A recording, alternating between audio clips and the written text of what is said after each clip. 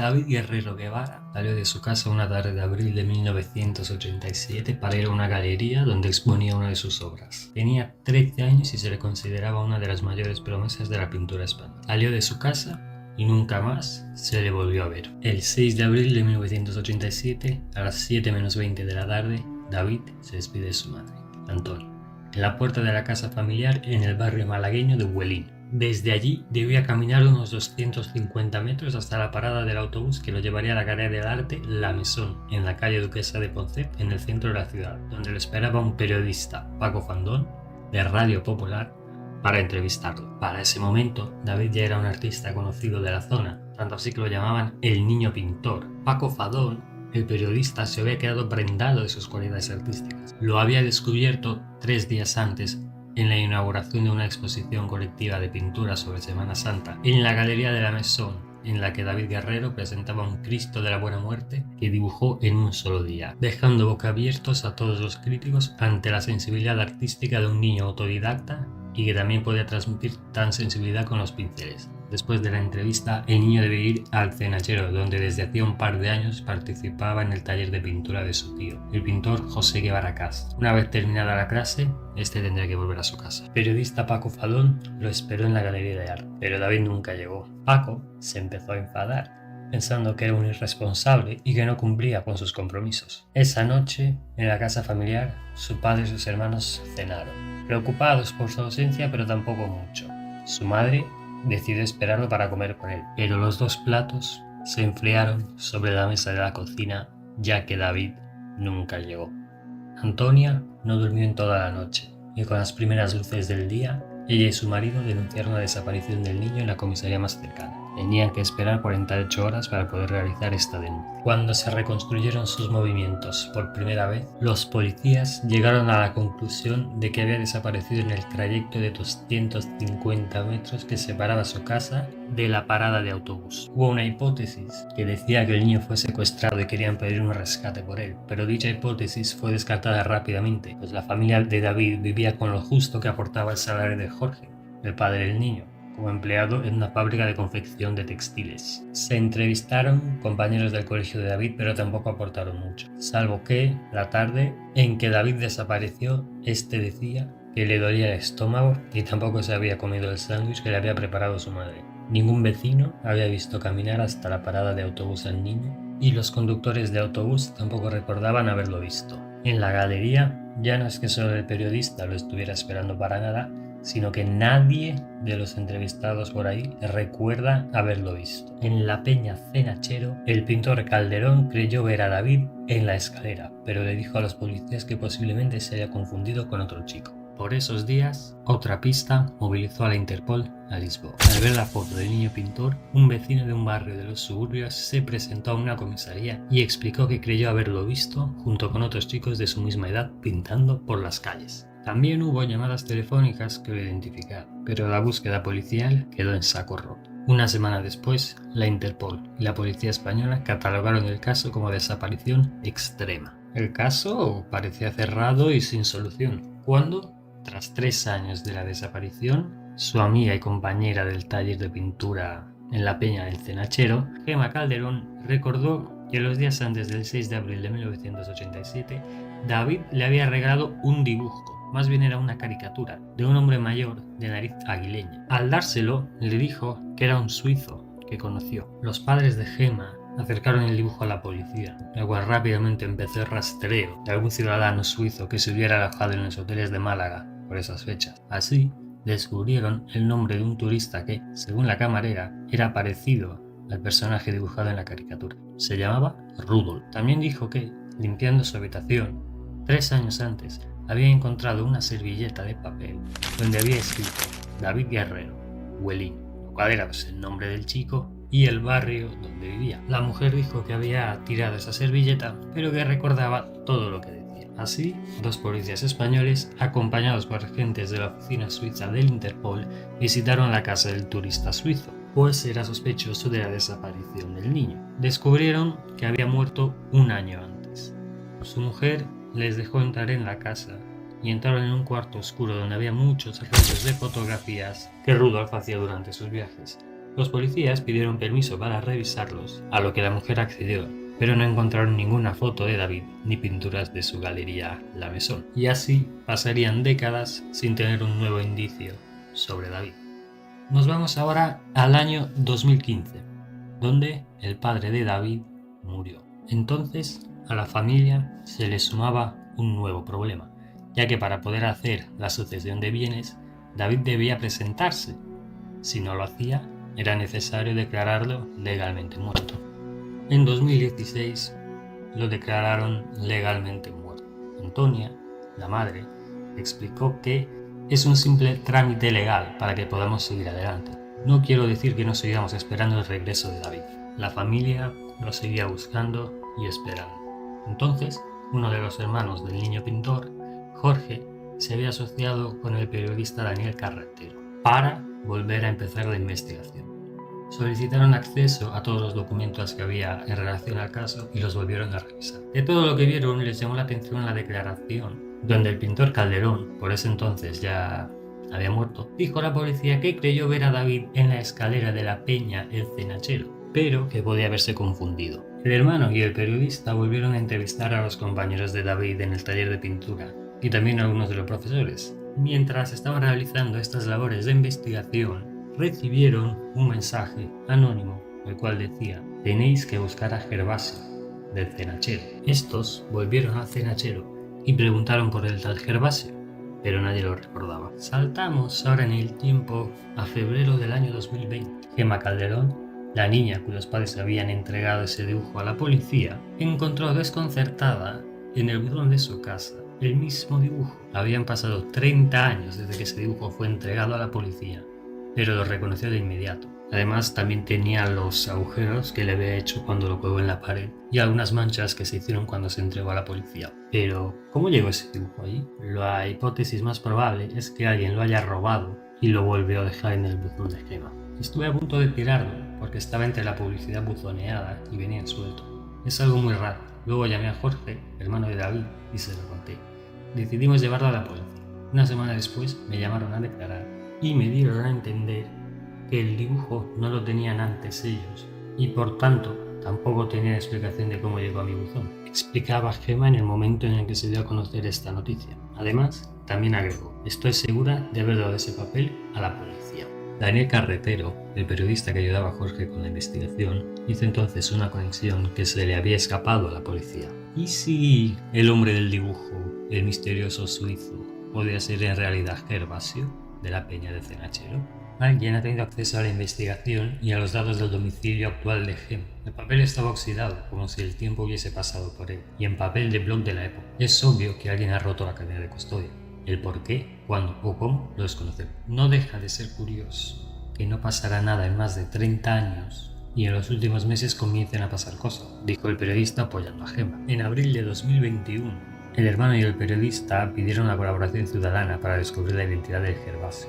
Tanto ellos como los policías comenzaron a trabajar en una nueva hipótesis que nunca se había planteado hasta ese momento. ¿Y si David hubiese sido víctima de una red de trata? Jorge y Daniel también descubrieron dos pistas que se les habían escapado o que quizás los investigadores no se hubieran dado cuenta. Una de ellas es una nota del gobierno civil de Málaga donde se indicaba que David había sido visto sobre las 6:45 de la tarde en la parada de autobuses del mercado de Buey. La otra era el testimonio de alguien que decía haberlo visto de pie dentro del autobús. Si esto era cierto, David pudo haber llegado a la Peña del Cenachero, donde pudo ser visto en las escaleras por el pintor Rafael Jaime Calderón, siendo ese el lugar donde se situaba el misterioso Gervasio, a quien el anónimo señalaba como parte de la red de trata. Saltemos ahora al año 2023, donde un grupo de artistas investigaron el dibujo que supuestamente había hecho David sobre el hombre suizo y concluyeron que ese no podía ser Rudolf el suizo, ya que David nunca haría esa clase de trazos. A día de hoy se hizo una lista con más de 700 nombres relacionados a la investigación y se han obtenido más de 100 nuevos testimonios, lo cual mantiene viva la esperanza de encontrarlo algún día.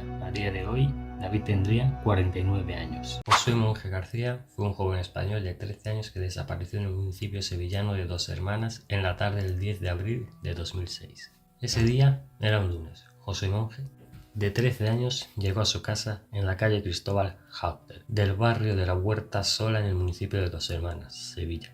Traía las notas del instituto. había suspendido varias asignaturas. El chico le comentó a sus padres que esa noche quería pasarla en casa de un amigo, que estaba como a 300 metros de la suya. Sus padres accedieron. El chico cogió su mochila, cogió dinero y se fue en bicicleta a casa de su amigo. Y esa fue la última vez que Josué Monge fue visto con vida. Cuando Josué no apareció por la casa la mañana siguiente, su madre, María Isabel García, se puso en contacto con los padres del amigo con el cual supuestamente iba a pasar la noche. Estos les dijeron que su hijo no había estado ahí en la tarde anterior ni tampoco por la noche. En ese momento se inició el proceso de denuncia y de búsqueda. En un principio se pensaba que el chico había huido solo, puesto que llevaba su bicicleta, la mochila y dinero. Pero a medida que pasaban los días, las perspectivas se oscurecían. Además, el comportamiento de su padre, Antonio Monge, se volvió muy extraño, y muchas cosas comenzaron a despertar sospechas en María Isabel y en los investigadores. Además, María Isabel, la madre, denunció que fue víctima de violencia por parte de Antonio durante más de 20 años, y apenas unas semanas antes de la desaparición de Josué, se había atrevido a pedirle el divorcio. También comenta que la tarde en la que desapareció Josué, su marido volvió a casa con ropa diferente a la que llevaba cuando se fue. Antonio le dijo que había tenido un pequeño accidente en la iglesia, por lo que se vio obligado a cambiarse de ropa. Posteriormente, la policía confirmaría que esta historia era mentira. Josué llegaría a avisar a su amigo de que llegaría más tarde a su casa porque tenía que ir a trabajar con su padre, algo que Antonio nunca llegó a comentar. Además, el padre empezaba a referirse a su hijo como si ya estuviera muerto. Ante este escenario, María Isabel decidió confrontarlo y decir lo que creía que él estaba detrás de la desaparición de Josué. El 23 de abril, 13 días después de la desaparición de Josué, Antonio, el padre, se marchó de casa con la excusa de buscarlo, pero desapareció sin dejar rastro. Tampoco se volvió a saber nada de él. Todas las posibles vías de investigación fueron analizadas y agotadas, sin recurso. Antonio y Josué nunca fueron encontrados. Además, tanto la furgoneta en la que iba el padre como la bicicleta en la que iba el hijo tampoco fueron encontradas en ningún sitio. Además, también se investigaron las cuentas bancarias de Antonio y se intervinieron los teléfonos de los familiares. Se comprobó que Antonio no había sacado dinero de su cuenta y tampoco había usado las tarjetas. Y en las llamadas telefónicas tampoco encontraron nada relevante. También se pensó que el padre podía haber tirado la furgoneta al río Guadalquivir, por lo que se inspeccionó con un helicóptero, pero tampoco tuvieron ningún resultado. A día de hoy, tanto Josué como su padre Antonio están en paradero desconocido. Su madre, pese a creer que están muertos, sigue con la esperanza de encontrarse con su hijo algún día. Natalie Wood fue una actriz estadounidense de origen ruso que comenzó su carrera en el cine cuando era una niña y se convirtió en una gran estrella de Hollywood cuando era una joven adulta. Además, Wood recibió 3 nominaciones a los Oscar antes de cumplir los 25 años. Sus padres habían emigrado de Rusia, que en aquel entonces era parte de la Unión Soviética, poco antes de que ella naciera. Instada y apoyada por María, su ambiciosa madre, Natalie se convirtió en una de las estrellas de cine infantil que intervino en numerosas películas con notable éxito, siendo una de las pocas que consiguió superar la transición de estrella infantil a actriz adulta. Su madre tenía la ambición de que su hija fuera una actriz, puesto que cuando ella estaba embarazada, una anciana le leyó en la madre y le dijo: su hija será una gran estrella, pero deberá tener mucho miedo y cuidado con las aguas oscuras. Esto de las aguas oscuras más tarde vendría explicando su misteriosa muerte. Además, Natalie no sabía nadar y su madre le advirtió toda la vida sobre el respeto que le debería de tener al agua. Cuando tenía 9 años, estaba caminando con su madre y se encontraron con un rodaje. Su madre le dijo que fuese a cantarle al director. El director escuchó su voz y le hizo gracia, dándole su primer contrato para la película Milagro en la calle 34. Además, otra de sus obras destacadas fue West Side Story, donde interpretaba el papel principal de María. En estos años, en pleno apogeo de su carrera cinematográfica, a Natalie Wood se la consideró como la actriz más popular de Hollywood, junto a Elizabeth Taylor. El cuerpo de Natalie Wood, de 43 años, apareció flotando en las aguas de la isla de Santa Catalina, en el sur de California, en la mañana del 29 de noviembre de 1981, no lejos de su yate Splendor, en el que viajaba junto a su esposo y el actor Christopher Walken. El fatídico viaje en yate comenzó el 27 de noviembre de 1981, cuando Wood, su esposo, y Christopher Walken, con el que la actriz estaba rodando una película, partieron en el yate Splendor hacia la isla de Santa Catalina, frente a la costa del sur de California. El 28 de noviembre cenaron en un restaurante en la isla, en el que bebieron abundantemente y hacia las 10 de la noche volvieron al barco. A la 1:30 de la madrugada, el capitán del barco y Robert Wagner llamaron a la guardia costera denunciando que Natalie Wood estaba desaparecido, junto a la lancha hinchable que utilizaban para desplazarse a tierra desde el yate. A las 8 menos cuarto de la mañana del 29 de noviembre apareció el cadáver de la actriz flotando junto a unas rocas. La explicación oficial señalaba que Natalie, en estado de ebriedad, había intentado alejarse del yate en la lancha hinchable, pero tropezó, cayó al mar y con su chaqueta de plumas mojada acabó ahogándose. Wagner dijo que pensaba que su esposa estaba en el dormitorio y que no fue hasta que entró allí a la 1:30 de la madrugada que se dio cuenta de que no estaba en el barco. Una de las razones que llevó a los allegados de Natalie a desconfiar de la versión inicial de lo ocurrido es que la actriz le tenía verdadero pánico al agua, por lo que les extrañaba que ella sola hubiese intentado subirse a una lancha inflable en plena noche. Recordemos que cuando su madre estaba embarazada de ella, una vidente le dijo que se cuidase de las aguas oscuras. 2 semanas después, las autoridades calificaron su muerte de accidente, pero las dudas sobre lo ocurrido han persistido durante décadas. El primer informe forense concluyó que, la noche de su desaparición, la actriz había estado bebiendo y, probablemente se resbaló y cayó al agua al intentar subirse a una lancha atada al yate en el que viajaba. El informe de la autopsia también reveló que Wood tenía moretones en el cuerpo y los brazos, así como una abrasión facial en la mejilla izquierda. En 2011, la policía de Los Ángeles anunció por sorpresa la reapertura del caso, ya que nuevos testigos habían asegurado que la noche en la que murió la actriz hubo una discusión en el yate. El capitán del barco, Dennis Devon, cambió su testimonio inicial y declaró que efectivamente había presenciado una pelea entre Wood y su esposo. Robert Wagner, quien en la actualidad tiene 94 años, admitió en su libro de memorias que esa noche discutió con su esposa, aunque negó tener nada que ver con su muerte. En 2012, las autoridades corrigieron el certificado de defunción de Wood para reflejar la incertidumbre en torno a su muerte. El acta dice que ahora la actriz murió como resultado de un ahogamiento y otros factores no determinados. El documento también indica que las circunstancias sobre cómo la actriz terminó en el agua no están claramente establecidas. En 2018, Wagner fue designado como persona de interés por las autoridades, aunque nunca ha sido considerado sospechoso. La gran incógnita que dejó esa funesta noche es qué pudo llevar a Natalie Wood a querer alejarse del yate. Aunque en primer momento Wagner lo había negado, en un documental en 2020 reconoció que había tenido una discusión con Christopher Walken sobre la carrera profesional de su esposa antes de percatarse de que ella había desaparecido y que durante la misma discusión había llegado a romper una botella. Según Wagner, después de la pelea, Walken se fue a su cama y él, junto con el capitán Davern, barrieron los restos de la botella rota. Luego bajó las escaleras y descubrió que su esposa había desaparecido, contactando de inmediato a la guardia costera. Pese a estas explicaciones, la muerte de Natalie Wood ha generado en las últimas décadas numerosas teorías sobre lo que pudo haber ocurrido esa noche a bordo del Splendor. Desgraciadamente nunca lo sabré. Pedro Martínez iba con sus padres en un camión cisterna cargado con más de 20.000 litros de ácido sulfúrico fumante, cuando el camión perdió el control y se estrelló cerca de Somosierra, en la Comunidad de Madrid. Los 2 progenitores fallecieron en el accidente, pero el cuerpo del niño jamás fue encontrado. Andrés Martínez Navarro, conductor de profesión, había recibido el encargo de trasladar un camión cisterna con más de 20.000 litros de ácido sulfúrico fumante desde la localidad de Las Cánovas, en el municipio de la Fuente Álamo de Murcia, hacia Bilbao. La familia del pequeño afirmaron que se lo llevaron con ellos porque después de la entrega visitarían el País Vasco, como recompensa por haber sacado buenas notas en el colegio. El último sitio en el que los avistaron fue en el restaurante de carretera Mesón Aracón, conocido como El Mayo, ubicado en Cabanillas de la Sierra, en la Comunidad de Madrid. El camión volcó alrededor de las 6:30 de la mañana en el kilómetro 95 de la carretera NI, al derrapar en unas curvas de la bajada en el puerto de Somosierra, estrellándose por el exceso de velocidad que llevaba, en torno a 140 km por hora. Tras el accidente, el ácido salió de la cisterna cubriendo los cuerpos de los padres ya fallecidos, pero únicamente hallaron 2 cuerpos. No hubo rastro del cuerpo del niño.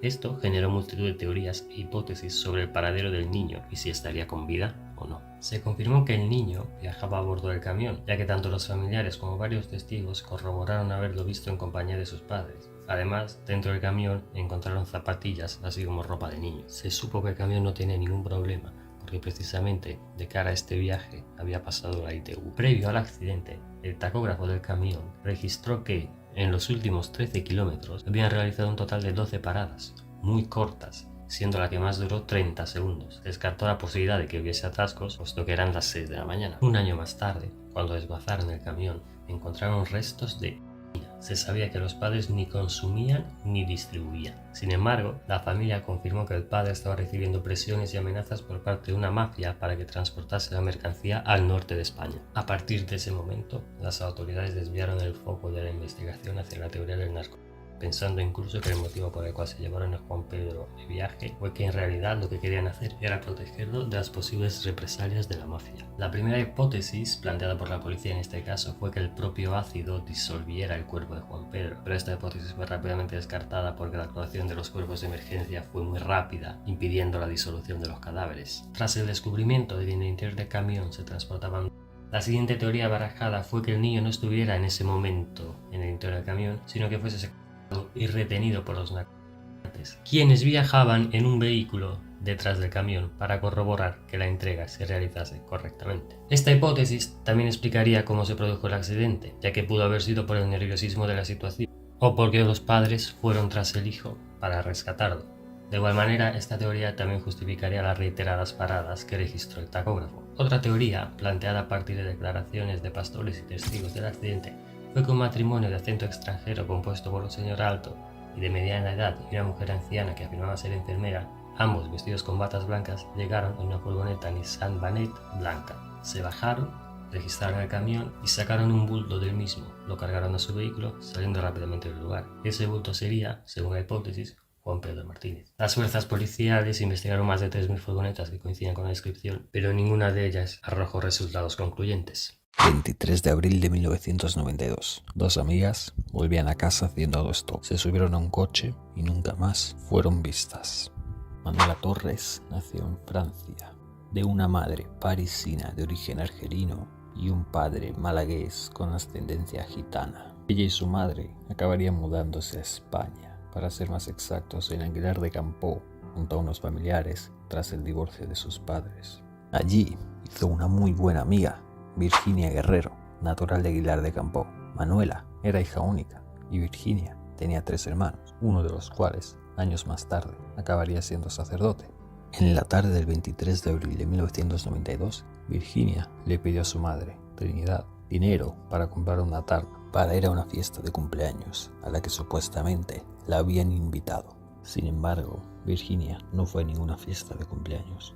Quedó con su amiga Manuela y las dos chicas tomaron un tren rumbo a Reynosa, una localidad como a 30 kilómetros al norte de Aguilar de Campoo. Cogieron el tren y se fueron a una discoteca, Cocos, a escondidas de sus familias. Según el propio hermano de Virginia, era una chiquillada propia de adolescentes. Esa tarde también quedaron con una tercera amiga, Alicia. Sin embargo, Alicia decidió quedarse en su casa. Tras 30 minutos en tren, llegaron a la discoteca y también estuvieron en el parque de Reynosa. Al parecer, perdieron el último tren de vuelta a Aguilar de Campoo, de modo que decidieron hacer autostop.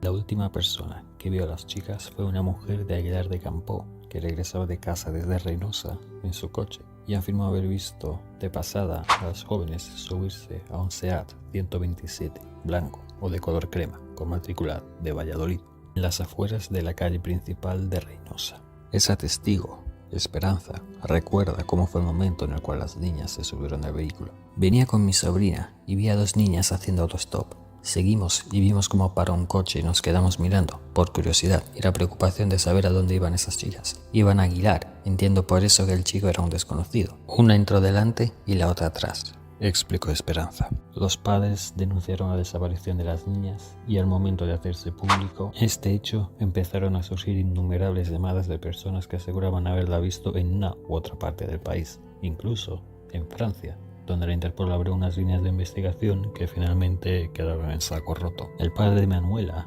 vivía en Marsella trabajando como guardia de seguridad en un centro comercial, pero ninguna conexión fue encontrada con respecto a la desaparición de su hija.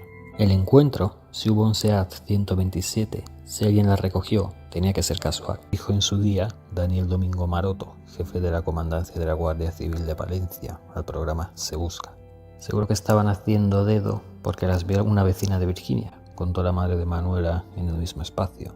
Esa vecina las vio en la carretera pasadas las 9 de la noche, pero no las recogió porque el coche iba lleno. 4 días después de la desaparición de las jóvenes, una vecina llamó de forma anónima a la radio del pueblo. Fuera de antena recibimos una llamada de una señora que confirmaba haber visto a las chicas montarse en un coche, un 127 blanco, Y después nunca más supimos de las chicas ni de la señora que llamó el programa, contó Mon Fernández, locutor de radio. Indiferentemente de cómo ocurre ese hecho, desde el 23 de abril de 1992 no se tienen noticias ni de Virginia ni de Manuela. Ese mismo año, tras 2 llamadas anónimas a la Guardia Civil, se buscó a Manuela y Virginia en la mina Fontoria, una mina de magnesita en Cantabria. También se las buscó en la cueva Cervatos, un lugar cercano de Reynosa que, según la propia investigación, era idóneo para ocultar los cadáveres. El 9 de octubre de 1994 encontraron 2 bolsas que contenían huesos y restos humanos en el campo cerca de la Prensa de Requejada, a unos cuantos kilómetros al noreste de Aguilar de Campo. Pero tras las investigaciones se descartó toda posibilidad de que pueda pertenecer a las jóvenes. Trataba de víctimas desconocidas de la Guerra Civil Española, que se desarrolló entre 1936 y 1939. En primavera de 1997, una chica que había sido ocupa dijo haberlas visto en Madrid, con aspecto punk, acompañadas de un chico. Se investigó todo el ambiente ocupa de Madrid de aquella época, pero no se obtuvieron resultados. En 2021 se encontraron 2 cráneos que los medios de comunicación conectaron directamente a este caso, hasta que la Guardia Civil determinó que también se trataba de víctimas de la Guerra Civil. En 2018, una mandíbula humana encontrada en el embalse de Cantabria tampoco resultó pertenecer a los desaparecidos. Al conocer esta noticia, el hermano de Virginia, Emilio, lamentó en declaraciones a El Diario Montañés el trato que le dio la prensa sobre el hallazgo al adelantarse a los informes toxicológicos e infundir miedo. Hemos pasado un calvario sin ninguna necesidad. En 2021, a través de un programa de televisión dedicado a crímenes sin resolver y desapariciones, se obtuvo una nueva pista tras la llamada de un nuevo testigo que afirmó que un año antes de la desaparición de Manuela y Virginia, ella, junto con otra amiga, sufrieron una circunstancia idéntica a la de las niñas de Aguilar. Puesto en conocimiento de la autoridad policial, el juzgado de primera instancia de instrucción de Cervera del Pisuerga dictó un acto con fecha de 21 de junio decretando la reapertura de las acciones judiciales. Las familias pidieron investigar de nuevo la mina Fontoria, pero no se hizo. Pero sí que se abrieron 3 líneas de investigación sobre otros tantos individuos. Uno de ellos fue exculpado, pero los abogados pidieron que se actuara sobre los otros 2. El individuo identificado por la testigo que sufrió una tentativa de secuestro similar declaró que su SEAT 127 era marrón. Todavía no se ha aclarado de qué color era ese SEAT 127 que ese hombre llevaba en 1992. Después de 6 meses de investigación y de secreto de sumario, todavía no ha sido aclarado el color que era el SEAT 127 que llevaba en 1992, año de la desaparición, dijo a EFE la abogada Carmen Barfagún en representación de las familias. Entendían que se lo hubiera descartado solo fiándose de su testimonio, afirmando que el coche era marrón, a pesar de que la mujer que dice que el coche era beige claro y que lo ha reconocido al 100% y sin ningún género de dudas. Es una coartada imposible y a pesar de ello el juzgado no sigue investigando. Hubo otro sospechoso que en abril de 1992 dijo que estaba en Estados Unidos, pero tras la investigación se demostró que en aquella época ese hombre no tenía pasaporte. Es una coartada imposible y a pesar de ello el juzgado no sigue investigando, aseguró el criminólogo Ramón Chiperraz, también representante de las familias. En junio de 2022, el juzgado de Cervera de Pisuerga, en Valencia, acordó el sobreseimiento provisional de las actuaciones, asegurando que no constaba autor conocido en la perpetración de los hechos objeto de denuncia. En enero de 2024, los representantes legales de las familias de las niñas de Aguilar de Campo presentaron la demanda de desaparición ante el Tribunal de Derechos Humanos de Estrasburgo, después de que el Tribunal Constitucional rechazara de nuevo la reapertura de la causa. La investigación había sido reabierta 2 años atrás por el juzgado de primera instancia e instrucción número 2 de Cervera de Pisuerga, a raíz de la denuncia de una mujer en un programa de televisión.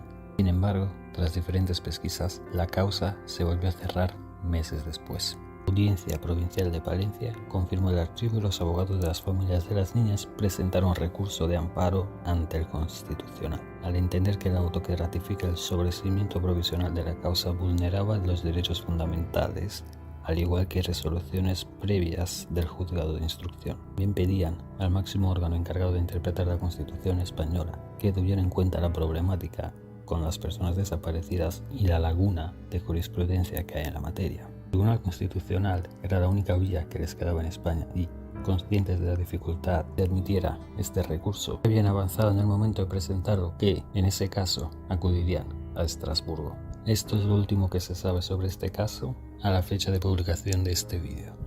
De seguir vivas, Virginia y Manuela tendrían 46 y 45 años respectivamente. Madrugada del 14 de febrero del año 2000. Asha Degree se levanta de su cama mientras sus padres dormían, coge su mochila y comienza a caminar por la autopista. Destacar también que aquella noche había fuertes vientos y una fuerte tormenta. Aún así, Asha siguió caminando.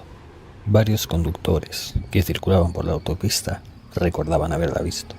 En un punto determinado de la carretera, Asha abandonó el arcén y se adentró en una zona boscosa. Nunca más fue vista. Y Killa y Harold Degree se casaron el día de San Valentín de 1988. Tuvieron 2 hijos, Asha y O'Brien. Los dos los criaron en una zona rural del norte de Shelby, en Carolina del Norte. Los niños iban solos al colegio y también volvían solos. Entraban en casa y se ponían a terminar los deberes. Tenían una vida normal.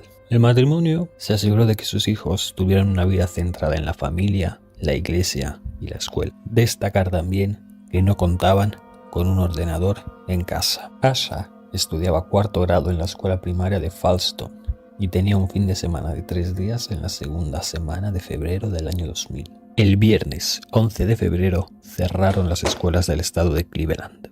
Los niños, Asha y O'Brien, pasaron el día en casa de su tía, que vivía en el mismo vecindario, desde donde asistían a las prácticas de baloncesto de su escuela. Al día siguiente, el equipo de baloncesto de Asha perdió el primer juego de la temporada. Sus padres recordaban que ella estaba algo molesta por ello, llorando junto con el resto de sus compañeros de equipo, pero que pareció haberlo superado, para ver después jugar al equipo de su hermano. El domingo 13 de febrero, los niños fueron a la iglesia desde la casa familiar y luego regresaron a su domicilio. Harold Degree salió de trabajar su segundo turno en la planta cercana de PPG Industries por la tarde. Sobre las 8 de la tarde, ambos niños se acostaron en su habitación. Aproximadamente 1 hora después, hubo un corte de luz en todo el vecindario debido a un accidente automovilístico. La luz volvió poco después de que Harold volviese del trabajo, sobre las 12:30 de la noche. En ese momento, entró a la habitación y vio que sus hijos estaban dormidos en sus camas. Los volvió a revisar poco después, sobre las 2:30 de la madrugada, ya 14 de febrero, y todo parecía que estaba bien.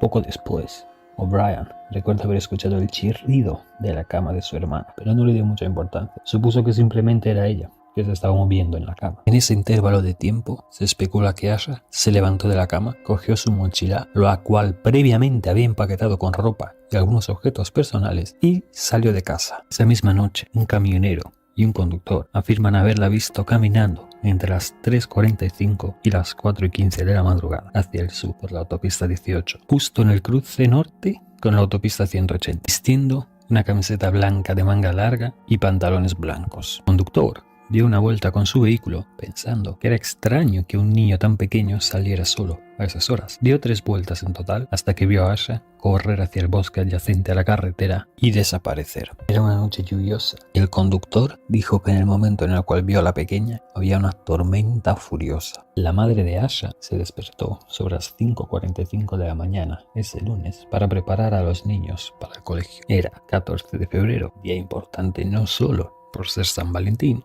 sino por ser el aniversario de la boda de los Degree. Cuando abrió la puerta de la habitación para despertar a los niños y llamarlos al baño antes de que sonara la alarma, vio que O'Brien estaba en la cama, pero Asha no. Y ya se puso a buscarla por toda la casa. Incluso la buscó en casas de los familiares y hasta en el coche, pero no la encontró.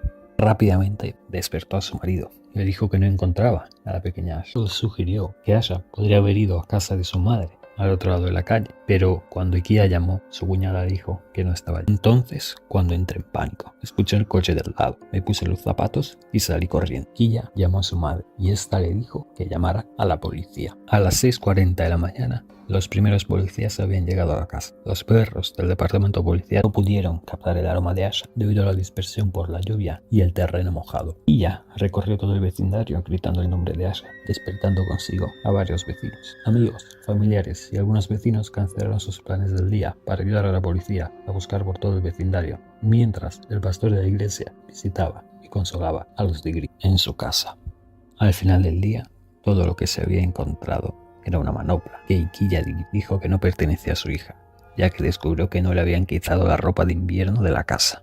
La cobertura de las noticias locales ocasionó que los conductores que habían visto a Asha caminar por la carretera temprano aquella mañana, incluido uno cuyo intento de acercarse a ella aparentemente llevó a Asha a huir hacia el bosque, informaron de los avistamientos a la policía. El sheriff del condado, Dawn Crawford, dijo: "Estamos bastante seguros de que era ella porque las descripciones que dieron son consistentes con la ropa que sabemos que llevaba puesta". También agregó que ambos conductores la vieron en el mismo punto y yendo hacia la misma dirección. Al día siguiente, 15 de febrero, se encontraron envoltorios de dulces en el cobertizo de un negocio cercano a lo largo de la carretera, cerca de donde Asha fue vista corriendo hacia el bosque. Junto con esos envoltorios también había un lápiz, un rotulador y una diadema con forma de Mickey Mouse, objetos que se identificaron como pertenecientes a Asha. Este fue el único rastro que encontraron durante la búsqueda inicial. El 16 de febrero, Ikiya se dio cuenta de que en la habitación de Asha faltaba su ropa favorita, incluido un par de vaqueros azules con una franja roja. Una semana más tarde, y después de una búsqueda exhaustiva con centenares de voluntarios peinando la zona donde fue vista por última vez, la búsqueda fue cancelada. "Nunca hemos tenido esa primera ventaja importante y sustancial", dijo el sheriff del condado, Dawn Crawford, en una conferencia con la prensa. Además, instó a los medios a mantener viva la historia. En una conferencia de prensa ofrecida por la policía el 22 de febrero, el sheriff del condado, Crawford, dijo que la búsqueda de Asha iba a largo alcance. Tanto el FBI como la Oficina de Investigación del Estado de California del Norte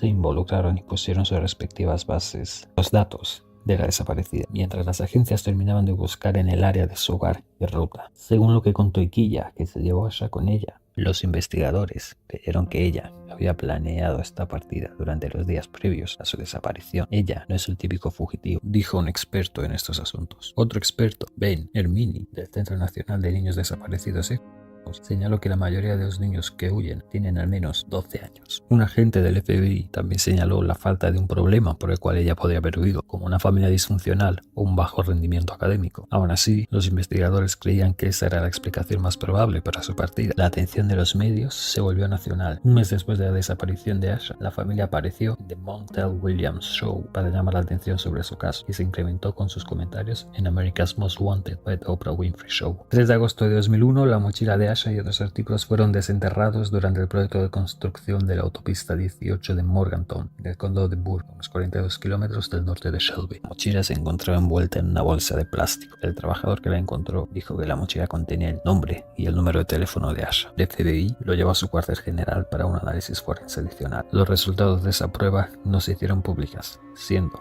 hasta la fecha la última prueba encontrada del caso. Posteriores investigaciones llevaron a callejones sin salida. Por ejemplo, en 2004, según la denuncia recibida de un preso en la cárcel del condado, la oficina del sheriff comenzó a cavar en una intersección en Londres y encontraron unos huesos que resultaron ser de animales. Los Degree tomaron medidas para mantener viva la memoria de Asha y el caso en la mente del público. En 2008 crearon una beca con su nombre. Más tarde organizaron una caminata anual para crear conciencia. Todo el dinero recaudado iría para financiar la búsqueda. Kia Degree se quejó en una entrevista en 2013 con la revista Jet de que la desaparición de su hija no había recibido tanta atención de los medios. A lo largo de los años, como algunos casos posteriores de niños desaparecidos por el hecho de que Asha fuera afroamericana, los niños blancos desaparecidos reciben más atención. No entiendo por qué, dijo. Sé que si les preguntas dirán que no es racial. ¿En serio? No voy a discutir porque tengo sentido común. El 15, el FBI anunció que sus agentes estaban examinando el caso y volviendo a entrevistar a testigos. También anunciaron una recompensa de hasta $25,000 por información que conduzca al arresto y condena a la persona o personas responsables de la desaparición. En mayo de 2016, el FBI anunció nuevas pruebas, revelando que Asha pudo haber sido vista entrando en un Lincoln Continental Mark IV de principios de la década de los 70, o posiblemente un Ford